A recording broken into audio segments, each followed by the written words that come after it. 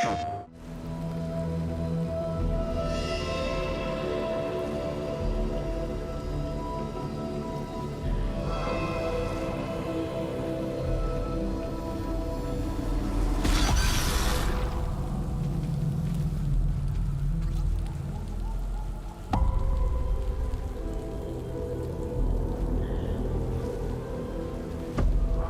shot for the stars, and we landed on a hostile alien planet.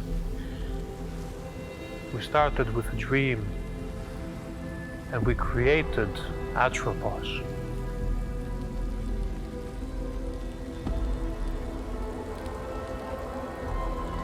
This is where we truly belong. Out here, among the stars, anything is possible. And we're just getting started. Hey man, you know this is not really Atropos. It's one of those big LED studios. It's not Atropos. Yeah, of course, man. Yeah. Good, just checking. Amazing stuff. I'm gonna go do our next segment, so I'll see you there. Right, yeah, our next segment, sure. Yeah, I'll be right there.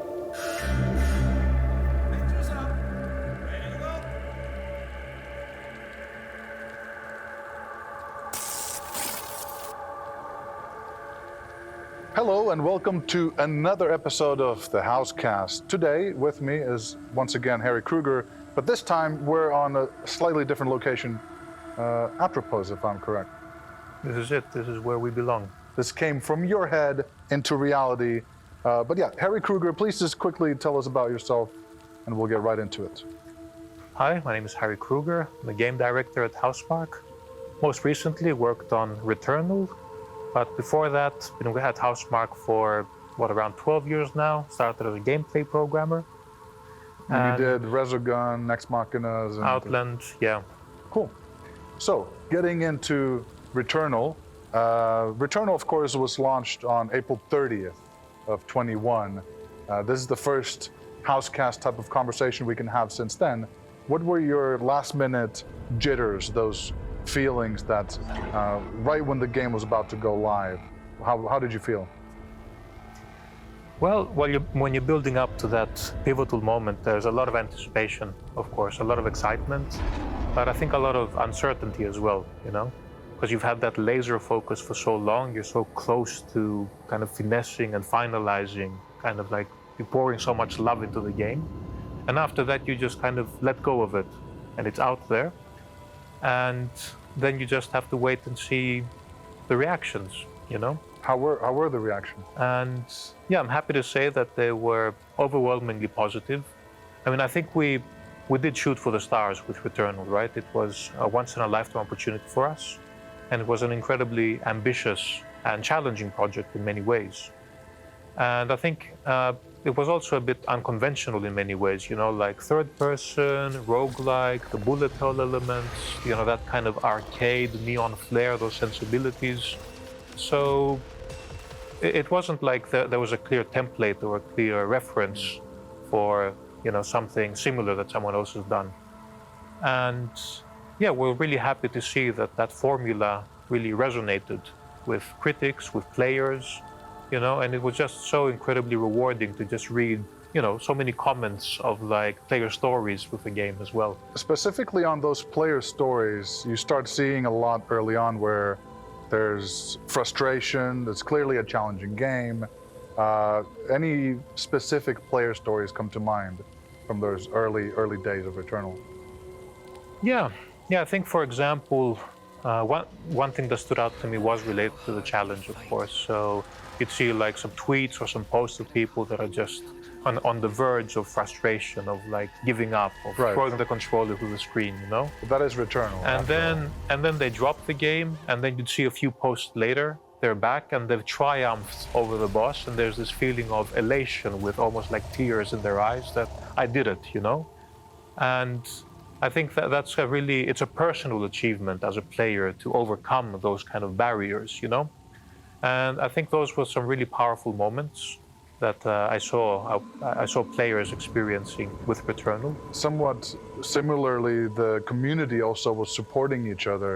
You could go on, Reddit /r/Returnal, and there's a lot of people voicing out their frustrations, but then all the other players who've gone through that came in and said, hey, you can do it, just keep on going. And it seems like the community was fighting against this inevitable uphill battle as well. Yeah, the pushing that Sisyphean boulder up the hill over and over, right? Was that a reference that you were thinking in your head? A lot of Greek mythology coming in there? Yeah, in many ways. And I think the community aspect is a product of the challenge and maybe the mystery of the game, because intentionally we wanted to make it very player focused, that it is a personal experience, a personal achievement to earn progress, to master the game's mechanics, because the game keeps shifting on you. So it's not like you can just rely on memorization and rhythm. You need to kind of just learn the fundamentals and master them over time so that you can adapt to a variety of different scenarios with the same level of comfort and style. Internal trophies are being earned. In many ways, yeah. And I think the mystery was another thing I want to touch upon there, because one of our key goals for Returnal was to create a haunting experience. So something that would linger in your consciousness long after the credits have rolled. And it's been really awesome to see just so many players connecting through this kind of interpretation of the story. Yeah. And just exploring, the symbolism, the small nuances, reading into details, having discussions about what the true mystery of Atropos really is. Yeah. So that's been incredibly validating to see that, and it's been really fun to follow those discussions for sure. A lot of players have, since the game is open to multiple interpretations, a lot of people share those interpretations. And it happens that only on the forums do people really start clearly seeing the bigger picture sometimes, which is quite unique in itself as well. And even internally, I think when we were actually developing Returnal, and this was a central mantra, that mystery is kind of like the building block we want to hold on to. Yeah. So I would often get asked, so what's really the mystery of Atropos? Is this all in Celine's head? Is she really there? Did this happen? And I'm like, those are exactly the kind of questions we want players to be asking. Right. So the answer would be yes. So the answer would be all of the above. All of the above, yes. So how about the 3.0 update? What has been the main goal for that? What are the features that really you wanted to bring to the players?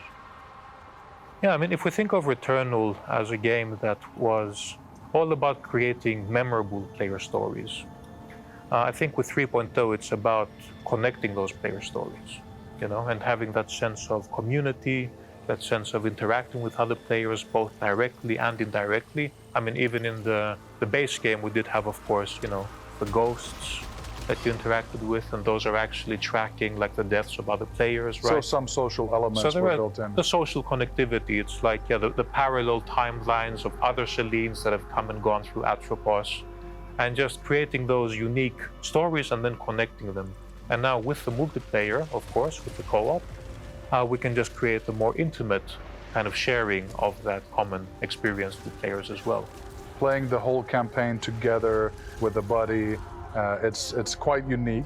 It's something that is, of course, it's different stories, like you said. You're not as alone anymore. Yeah, and I think it's interesting how that affects also the perceived challenge as well. Yeah. Because, hey, when you're sharing the challenge among like two players,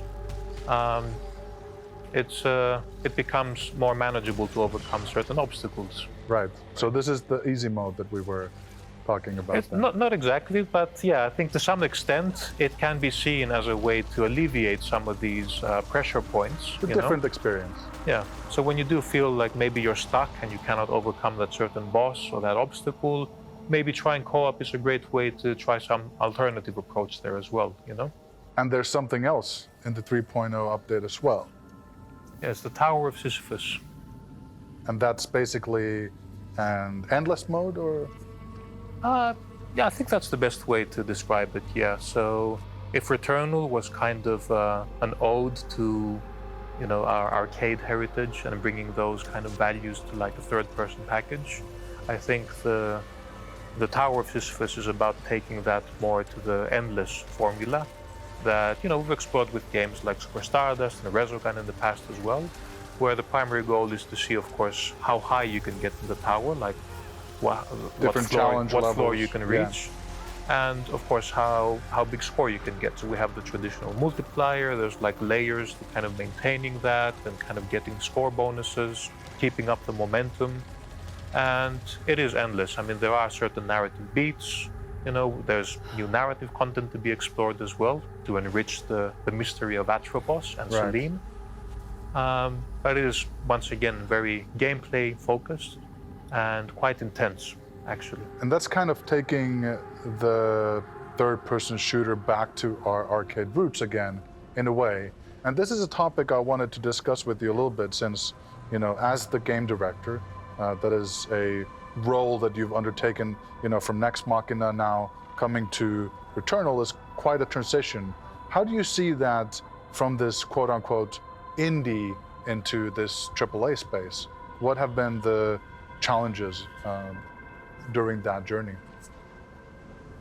Yeah, it's an interesting journey to reflect on for sure. So I did start out as a gameplay programmer, and I still think through that perspective many times. And even with Nex Machina, which was a much smaller game, I was still able to directly contribute to the game through code, right? So helped a lot with the controls, with fine-tuning some enemies, some bosses. I remember just a few days before the game shipped, I used to stay up until really late just coding the final super boss of the game, the titular Nex Machina. Getting all those details down. And I would close my eyes and to sleep, and I would just see like bullets flying in front of me. That's how deep I was with that. The patterns got real, yeah. Yeah, but that was still kind of like a scope where it was just on the limit, where I could still code. It's about 15 people. And, yeah, about 15 people at its most. But now with Returnal, I think just the scope and the ambition is so much larger. Like, you cannot even keep the full game in your head, at any time. Well, I mean, not all these details. Exactly, let alone be able to be involved with every single detail. I mean, it's just, an impossible amount of work. And I think that's where, like before, it was all about me jumping in and doing the things I wanted, as a creator. Now, I think it's shifted much more to communicating that vision, finding ways to inspire the team. And of course, I've been super fortunate to work with an amazing team that we've been able to create a lot of this really amazing stuff together, So the transition has actually had its challenges, but it has, all things considered, been fairly, smooth. And and I think we are quite proud of the end result as well, Yeah, and this is a big step, going Absolutely. from the side-scrolling or top-down games into third-person with these type of production values. It, of course, comes with the challenges, but I think now, with Returnal, we're able to establish a new plateau. This is a great place to build on. But talking specifically about Returnal, the vision, you had so many references and ideas in your mind. I just want to kind of bring them to the physical space here. I have one of the Junji Ito comic books here. Can you tell us a bit about, for example, this, art form? What was it about this that gave you those insights into what Atropos and what are the challenges that you wanted to create here? Yeah, I think there's been a pretty broad variety of influences. And sometimes it's really hard to quantify. It can be something you pick up just from listening to a piece of music, or you just see something on the street, or you watch a movie. And it doesn't have to be like, an atmospheric horror movie or anything like that. It could be, an action movie or even a comedy. And there just can be one moment there that just really speaks to you. And you don't even know why exactly, but it just feels interesting. So you hold on to that. And then you kind of just work on it. And before you know, you've collected a lot of these notes and reference boards and ideas that are kind of, they're starting to form a bit of a pattern in a way, and then you start identifying some themes. And that was kind of like, in a way, the creative process. It was quite organic. But yeah, definitely a lot of influences from different media. I mean, the work of Junji Ito, of course, in terms of cosmic horror and, capturing that state of mind when you're faced with the unknown. I think that was really powerful. And of course, the imagery is quite vivid that he portrays as well. Lovecraft, of course, being... Lovecraft, cosmic horror, absolutely a massive inspiration. Just once again, the most primal fear, the fear of the unknown, and tapping into the psychological layers as well. So, it's like you're looking into the abyss, but the abyss is also looking into you. Steering right back. What about Lynch? This is clearly something that, expect the unexpected, if you will. Yeah, I think Lynch had a really profound influence on me as well. So I think it's really difficult to verbalize, but I think it's capturing that kind of dreamlike ambience where, the weird becomes the norm in a way. You're expecting the unexpected, and it kind of gave me the confidence to commit to certain surreal ideas or some things that were a bit more out there, and just feel like, yeah, well, this can work, And sometimes it's just like committing to those ideas and putting them all together that creates an ambience of their own, because dreams, they're not really easy to break up and quantify. Well, they're kind of disconnected, they're disorienting at times. And I think that was one of the main creative drives we had for Returnal as well, like with the world changing every time after your death, it's shuffling around. You have fragments of like your past coming through. Are they from the past? Are they premonitions? Are they even your own memories? Or is the planet kind of like toying with you? So it creates this really nightmarish ambience where you can't fully trust everything that you're experiencing. But it creates a feeling, and I think that's the most profound thing, that you're chasing the intangible, you're chasing an emotion, So it's about creating a certain feeling in the players when they experience something, and that was maybe the main approach that we used for a lot of our narrative moments, So it's like, it wasn't like, hey, how does this necessarily fit in with something else? Like, what does this make the player feel? Does it make them feel fear or the elation? astronaut, for example. Exactly. It's just there, and then you get used to it sometimes if you play a lot. But the first couple of times when you see, especially in the gameplay sequences, you see the astronaut somewhere. I got scared. I didn't know what to expect. Yeah, I think it can create that unsettling feeling, right? That you're being watched. That maybe you're being judged to some degree, or visual perspective as well. An artist named Beksinski has been a real big part of influencing the look, this kind of daunting atmosphere.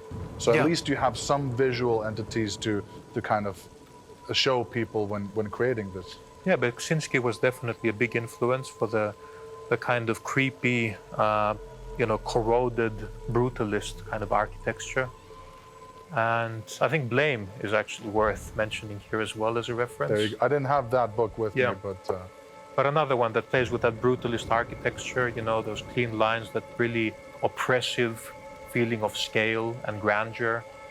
So a lot of different influences that came together. Tying into the gameplay, which is usually at the core, the very center of a Housemarque game, it's still a gameplay-centric game. It's a bullet hell game. Was that something you could see as a beautiful contrast of the dark and the light, kind of bullet ballet, if you will, or was that something that was maybe too far out? It wasn't really realistic. So how do you feel about that? Yeah, well, I think in many ways we did approach Returnal in an unapologetically video gaming way.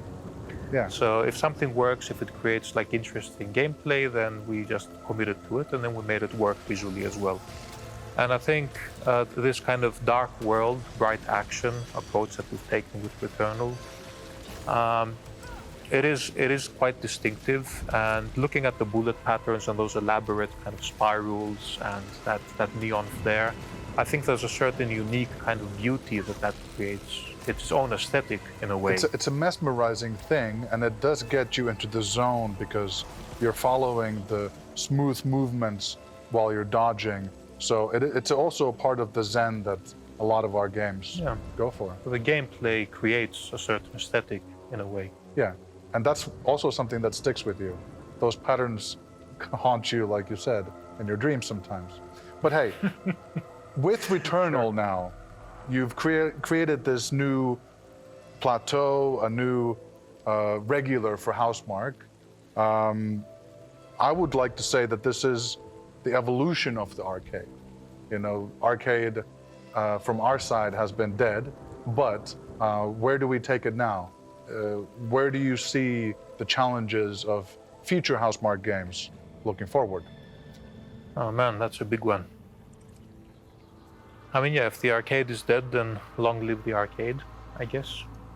But that was one of our goals, to bring those creative sensibilities to Returnal, of course, in this more modernized, let's say, AAA package, as you put it.